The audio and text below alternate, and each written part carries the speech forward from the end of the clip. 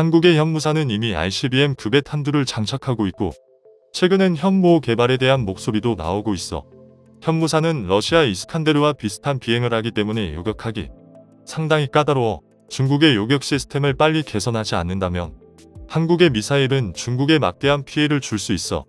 최근 중국의 군사 뉴스 매체가 한국의 차세대 미사일은 어디를 노리는가라는 제목의 글을 게시하며 한국의 최신 미사일 개발 현황과 한국의 미사일 기술력을 집중 분석했습니다. 내용은 이렇습니다. 한미 미사일 지침이 42년 만에 전격적으로 종료되었다. 1970년대 미사일 기술이 없던 한국은 미국의 나이키 미사일을 데드카피해 국산 배꼽 미사일을 개발했으며 이에 미국과의 마찰이 이어지자 1979년 미국으로부터 미사일 기술을 이전하는 조건으로 미사일의 최대 사거리와 탄두 중량을 제한하고 한미 미사일 지침을 42년간 지켜왔다. 그러나 북한의 핵과 탄도미사일 위협이 점차 커지면서 한국은 미사일 사거리와 탄도 중량의 상한선을 늘리기 위해 노력해왔으며 한국은 미사일 지침 종료를 통해 미국의 간섭 없이 미사일을 개발할 수 있는 권리를 완전히 회복하게 되었다. 그동안 미사일 사거리 800km 제한이 걸려있던 한국은 중국의 수도인 베이징을 절대 타격할 수 없었지만 이번 미국과의 협상을 통해 사거리에 구애받지 않는 중거리 탄도미사일을 포함해 사거리 5,500km 이상의 대륙간 탄도미사일 ICBM과 군사정찰 위성을 쏘아 올릴 수 있는 우주로켓 기술까지 획득할 수 있게 되었다. 그러면서 미사일 사거리가 1000m만 넘어도 한국은 중국의 수도인 베이징과 일본의 도쿄를 타격할 수 있으며 미사일 사거리 3000km가 넘을 경우 일본 전역은 물론 중국 내륙의 전략 목표물 전체를 타격할 수 있게 된다. 이번 협상은 확실히 북한이 아닌 중국을 겨냥한 움직임이라고 볼 수 있으며 미국은 한반도에 중거리 미사일을 배치하지 않고도 중국을 견제할 수 있는 효과를 거둘 수 있다고 보고 있다. 중국이 우수한 요격 미사일을 가지고 있음에도 한국의 미사일 개발이 신경 쓰이는 이유는 한국의 미사일 기술이 기타 군사 선진국들보다 훨씬 우위에 서 있을 정도로 발전했다는 점이다.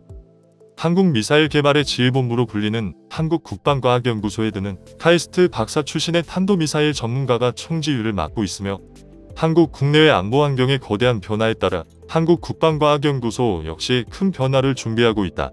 국방과학연구소는 2021년 3개의 본부에 나뉘어 있던 미사일 연구개발 조직을 통합해 미사일 연구원을 신설했으며 이를 통해 기존의 미사일 기술을 융합하고 첨단 미사일 기술을 더욱 강화할 수 있는 계기를 마련했다. 점차적으로 북한의 핵미사일은 고도화가 이루어지고 있지만 한국은 핵무기를 개발할 수 없는 상황이다. 한국은 이러한 현실적 한계를 극복하기 위해 유사시 북한의 핵도발을 억제할 수 있는 효과적인 방법을 연구하고 있으며 그 대표적인 결과물이 바로 세계 최대의 탄두 중량을 과시하는 괴물 미사일 현무사다. 현무사는 세계 최고 수준의 탄두 중량을 이용해 단 한 발의 타격으로도 축구장 200개 면적을 초토화할 수 있는 파괴력을 가진 것으로 공식 발표되었으며 북한의 금수산 태양궁전이나 르경호텔 같은 거대한 구조물도 현무사 미사일 한 방이면 형체도 없이 사라지게 할 수 있다는 점에서 그 위력과 성능이 더욱 주목을 받고 있다. 탄두가 비정상적으로 거대한 가분수 미사일인 현무사는 한국의 첨단 미사일 기술이 집약된 상징적인 미사일이라고 할 수 있다. 미국, 중국, 러시아 등 군사대국을 포함해 세계 각국의 단거리 탄도미사일들의 평균적인 탄두 중량은 500kg에서 1톤 수준이지만 기존 탄두 중량의 5배에서 10배 정도의 탄두 무게를 지닌 현무사는 세계적으로 그 유례를 찾아볼 수 없을 정도로 기술 수준이 높고 그 위력 또한 엄청날 것이라는 걸 예측할 수 있다. 고폭탄을 통한 폭발 에너지가 아닌 중량과 가속도를 이용한 운동에너지로 미사일의 파괴력을 높인 현무사 미사일은 고중량의 중금속 탄두를 마하 10 이상의 속도로 지면에 내딛고자 주변을 초토화시키는 방식이며 한 발당 최소 2킬로톤 KT 이상의 위력을 낼 수 있을 것으로 추정되고 있다. 미국이 최근 개발해 실전 배치한 저위력 핵무기의 파괴력이 5킬로톤 이하라는 것을 감안하면 이는 엄청난 파괴력이라고 할 수 있다. 현무사 두세 발이면 핵무기와 같은 효과를 낼 수 있는 것이다. 최근 북한이 한국의 현무사와 매우 비슷한 KN-23 개량형을 공개하며 한국 미사일 기술에 대한 북한의 해킹 가능성이 언급되기도 했다. 북한의 KN-23 개량형은 2.5톤의 탄두를 달고 600km를 날아가 목표를 타격할 수 있다. KN-23 개량형은 정확도와 위력 면에서 현무사보다는 떨어지지만 직경 400에서 500m 정도의 면적에 배치되어 있는 한국 4대 기지 6개 발사대와 지원시설 등을 단 한 발로 무력화할 수 있다는 평가를 받고 있다. 미국 공군이 주둔하고 있는 오산 공군기지와 F-35가 배치된 청주기지 등은 북한의 최우선 공격 목표이며 이들 기지는 KN-23 개량형 10여 발이면 회복이 불가능한 수준으로 파괴할 수 있다. 한국은 북한의 미사일 위협을 명분 삼아 현무 미사일의 업그레이드를 진행 중이며 이번 한미 미사일 지침 폐지에 따라 후속으로 개발돼 신형 현무 미사일은 사거리를 대폭적으로 늘린 탄도 중량 8톤 이상의 가분수형 중거리 탄도미사일일 가능성이 높다. 한국군은 이미 세계 최대급 탄도 중량을 자랑하는 현무사 개발에 성공한 만큼 이론상 사거리 3000km 급의 8톤 이상의 탄두를 가진 가분수 미사일 개발도 쉽게 성공할 것이라는 개 군사 전문가들의 의견이다. 한국이 개발할 차세대 현무 탄도미사일의 위력은 미군이 보유한 최강의 벙커버스터인 GB-57보다 최소 수십 배의 위력을 가질 것으로 예측되며 만약 베이징이나 상하이 같은 대도시의 중심부에 떨어진다면 돌이킬 수 없을 정도의 엄청난 피해를 예상할 수 있다. 만약 한국의 미사일이 평양이 아닌 베이징을 향하고 있다면 이는 매우 우려스러운 일이라 할 수 있다. 한국은 주변국의 탄도미사일 역량을 과시함으로써 북한의 도발 의지를 원천 차단하고 중국과 일본의 군사력에 맞설 수 있다고 보고 있으며 잠수함을 통한 보복성 미사일 발사를 그 핵심으로 꼽고 있다. 한국은 이미 기습적인 수중 발사를 위한 SLBM 지상 사출 시험을 단행했으며 내년에 실전 배치될 잠수함인 도산 안창호함에는 이미 현무사 SLBM을 탑재할 수 있는 수직 발사대 VLS가 장착돼 있을 것으로 군 관계자들은 확신하고 있다. 또한 한국 국방부가 개발하고 있는 4000톤급 차기 잠수함에도 현무사 개량형이 적용될 것이다. 이렇게 되면 한국은 북한의 핵전략 시설을 언제든지 타격할 수 있을 뿐 아니라 중국 전역의 핵심 군사시설에도 기습적이고 회복 불가능한 타격이 가능해진다. 중국은 이를 막기 위해 해상 초계기 수십 대와 대잠 초계함을 운용 중이며 최근 추가 도입을 검토하고 있다. 라고 기사는 분석했습니다.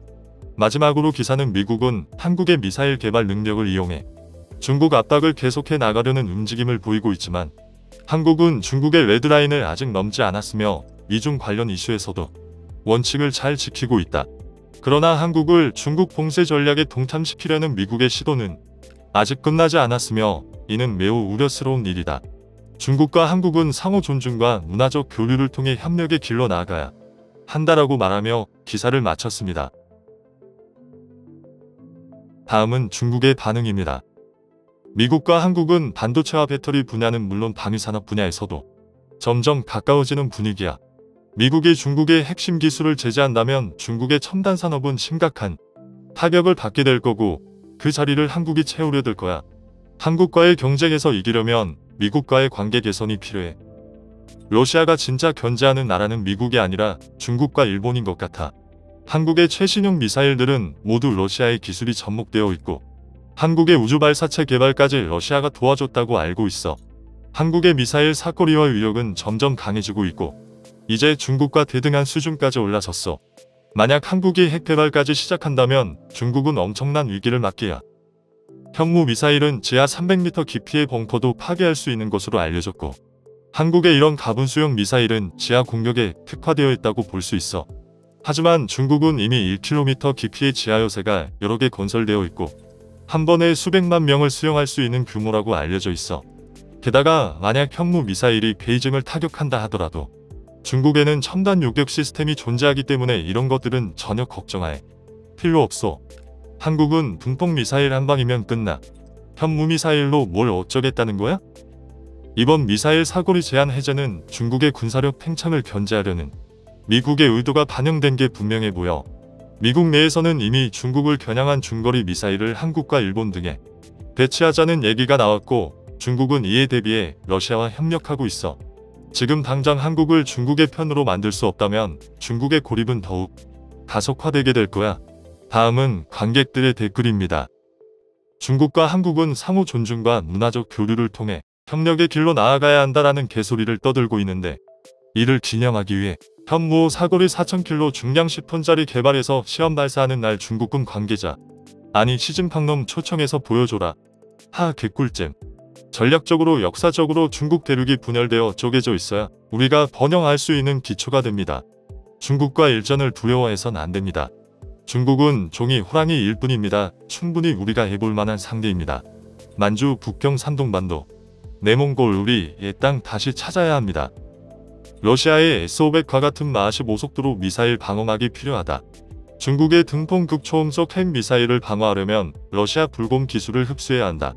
결국 핵 무장이 안 되면 침범함. 아니면 핵보다 센 거 개발 필요. 비슷한 거는 중성자 EMP. 새로운 신무기 개발하면 눈치 보지 않고 비굴하지 않고 전 세계를 리드하는 불침항국 될 수 있음. 현무 미사일은 아방가르드 기술과 같이 마하이 10-27로 업그레이드 해야 한다. 러시아처럼 사거리 무제한 기술을 불곰 사업으로 가져와야 한다. 현무 EMP, 현무 중성자도 비밀 보유하기를. 중국이 지하 1km의 벙커가 있어 한국 현무사가 지하 300m까지만 부술 수 있으니 안전하다고 생각하는 거야? 지하 300m만 부숴버리면 지하 1km 지점에서 평생 살아야 할 듯. 지상으로 나오는 모든 통로는 매몰되어 버리니 삽으로 손으로 파고 1000m를 나오려면